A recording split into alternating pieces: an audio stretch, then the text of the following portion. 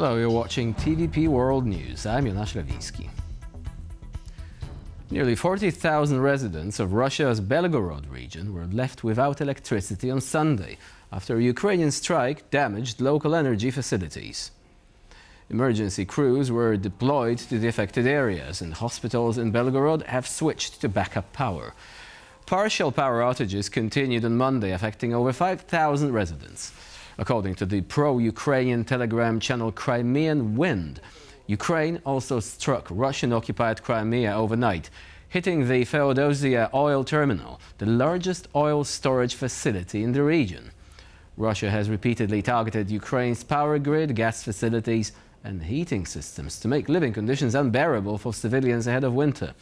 Back in September, President Vladimir Zelensky warned that Ukraine would retaliate. 55 members of the European Parliament are calling on the European Council to start accession talks with Moldova, according to legislators from 19 countries. The results of recent elections in Moldova, won decisively by pro-EU forces, should give Brussels an impulse for action. The letter, signed by 55 MEPs, says that the European Union should send a powerful signal to the people in Moldova after their voices are being heard within the bloc. The message, addressed to European Council President Antonio Costa, calls on him to streamline Moldova's accession process by immediately beginning negotiations with Chisinau. Most of the signatories of the letter belong to the left-wing Progressive Alliance of Socialists and Democrats, but there are also representatives of other parties on the list. US President Donald Trump has responded to Russian leader Vladimir Putin's proposal to extend the New START treaty intended to reduce the number of nuclear warheads stockpiled by the US and Russia during the Cold War. Speaking to reporters at the White House, Trump said the offer to extend the treaty to 2027 and renegotiate the terms for future agreements was, and I quote, a good idea. 2 weeks, US President Trump has finally responded to Putin's proposal to extend the New START treaty, the last surviving arms treaty between the world's two largest nuclear powers. President Putin offered to keep limits on nuclear arms for 1 more year to then hopefully negotiate a new treaty. Sounds like a good idea to me.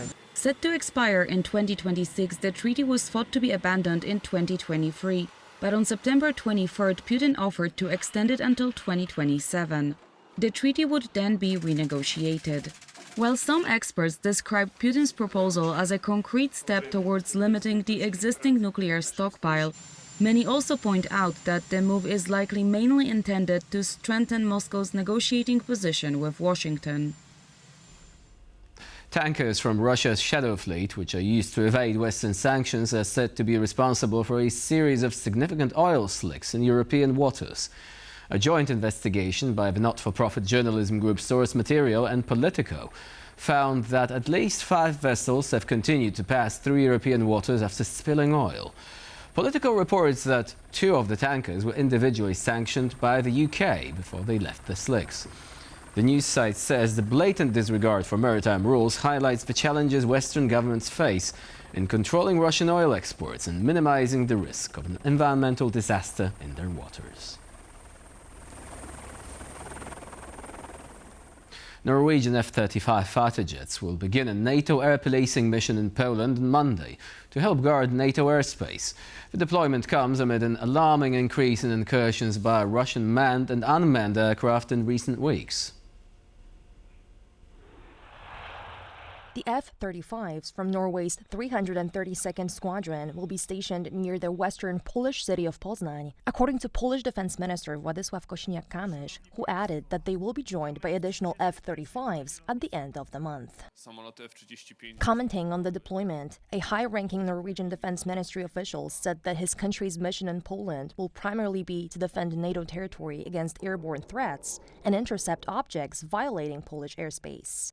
This will be Norway's second mission of this type in Poland this year. The previous one began in January and lasted until the end of the summer. Europe may be starting to speak with Warsaw's voice on the issue of migration as EU officials vow to crack down on asylum seekers and illegal crossings. Poland has announced it will continue using border checkpoints over security concerns. Our defense correspondent Zuzanna Jurek has more. At the European Interior Ministers Summit on Migration in Munich, one sentiment reverberated especially loud. We welcome any tightening of migration policy. We are pleased that the EU is beginning to speak with a Polish voice and is starting to talk about tightening this migration policy. The Polish approach can be seen month after month as it is adopted by successive governments in successive countries. And today we got the impression that the European Parliament should act even faster and more intensively because there is no time. We must act. This comes just 2 days after the Polish Prime Minister Tusk flagged on the sidelines of the informal leaders summit in the Danish capital of Copenhagen that Poland will extend the checkpoints on its borders. We decided to close the border with Germany due to these cases of redirection of illegal migrants. They were not numerous, but they were very irritating and caused a lot of emotion on our side. These instances appear to have come to an end. As you know, the method we adopted was intended to end this tug-of-war at the border over illegal migrants. This matter has now been resolved, but we will continue to use these controls to prevent this mechanism from returning. Warsaw initially moved to install the checkpoints on 2 of its borders, with Germany and Lithuania in July, citing security concerns over illegal migrant crossings. But as experts note, the reasoning behind this closure is more complicated than just security. So there's a big difference between the Polish-German situation and the Polish-Lithuanian situation, because this exposure to the external EU traffic coming in is much greater on the northeastern border. And it is this perceived weaponization of migration by the Minsk and Moscow regimes which pushed Europe to prioritize tightening migration policy. On Saturday, EU policymakers emphasized some of the successes to date. The pressure is still high in all our neighboring countries when it comes to migration. And there have been many positive developments in recent weeks and months. You mentioned a few figures from Germany. We have seen a reduction in illegal border crossings across Europe of over 20% overall. But some experts mirror, however, the sentiments presented by Poland. The bloc still has a long way to go in order to make its jurisdiction effective. What is really important now is to coordinate those policy choices and to produce a policy on the EU level that would be addressing the concerns of the EU citizens and also enabled the mechanisms within the EU that would, on the one hand, address those concerns, but on the other also enable the free movement of people. For TVP World, Zuzanna Jurek. Protests erupted in Budapest on Sunday over an alleged child abuse scandal involving 2 government officials. Thousands took to the streets of the Hungarian capital in a show of solidarity for child protection and a stand against the imbalance and abuse in state-run facilities. They are now very afraid for their own safety. If they fail here, they will go to prison, hopefully. They don't care about what they should care about. They don't protect the children, but attack those who oppose them. They are so attached to their power that they are no longer even looking for the guilty parties, but are punishing those who speak out against them. It points to a change in the system, because what is happening here in this country is that they are requesting EU funding and doing nothing that complies with EU standards. That is a disaster, and actually the EU must ban Hungary from all funds until the new government is formed. And now we're moving on to breaking news from France. According to latest reports, France's Prime Minister Sébastien Lecornu has resigned after spending just 26 days in his job and just ahead of the announcement and first meeting of his cabinet. In fact, the composition of the cabinet was announced earlier today, and the cabinet was set to hold its first meeting later during the day. However, shock news came that instead, the Prime Minister, the 7th Prime Minister under President Emmanuel Macron, would be resigning, which happened literally a very short time after he held conversation with the French President Emmanuel Macron at the Élysée Palace earlier today. Now, This is a developing story, and we'll be updating you on the details later on. For now, what we know is that multiple parties within the National Assembly were criticizing the composition of the government, saying that the changes compared to the previous one were largely cosmetic. And very few ministers were actually new on this government, others simply swapping positions. Now, these parties threatened to topple the government, to vote against that. And it is possible that in the face of this opposition, Sébastien Lecornu decided to resign instead. Please do follow us here on TVP World for updates on this important story, as we'll be bringing you more information on this later during the day. So a quick recap: Sébastien Lecornu, the 7th Prime Minister under President Emmanuel Macron, has now resigned after spending less than a month in his position. Hundreds of hikers are trapped near Mount Everest after a blizzard swept across the world's highest mountain. Rescuers managed to bring 350 people down to safety on Sunday, but it's still not known how many tourists remain stranded at an altitude of nearly 5,000 meters. Large numbers of hikers made the ascent towards Mount Everest on the Tibetan side, taking advantage of an 8-day holiday in China, but encountered adverse weather conditions during the climb. Eyewitnesses say the area has seen heavy snowfall combined with thunder and lightning. Some 1,000 people were left stranded, according to earlier Chinese media reports. On Sunday, it was reported that 350 were rescued, and contact was made with an additional 200 people.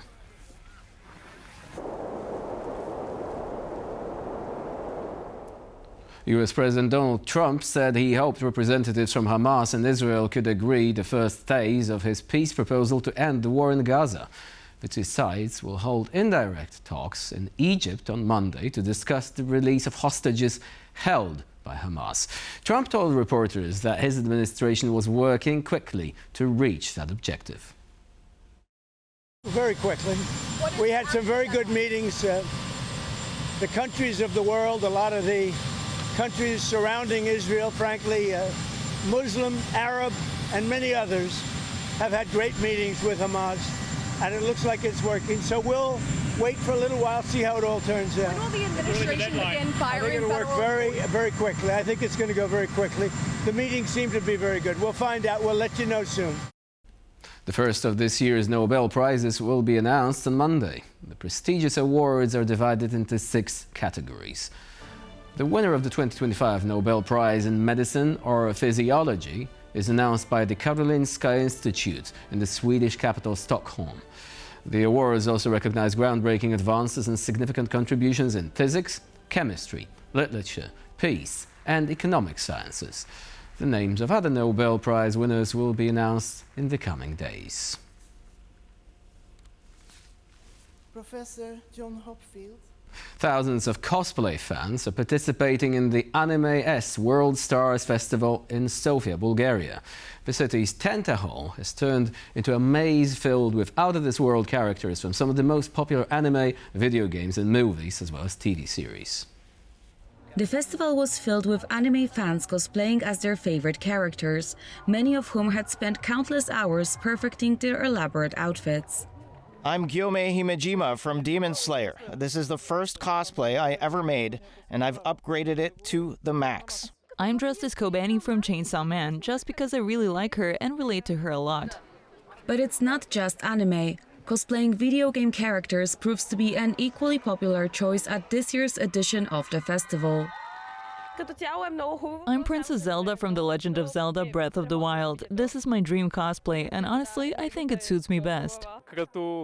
I'm Kratos from God of War because I really like his character, the way he behaves, his personality. I've based my version on the original games from PlayStation 2 and 3. Visitors can enjoy gaming tournaments, costume-making workshops, and a themed food zone featuring ramen, sushi, and bubble tea.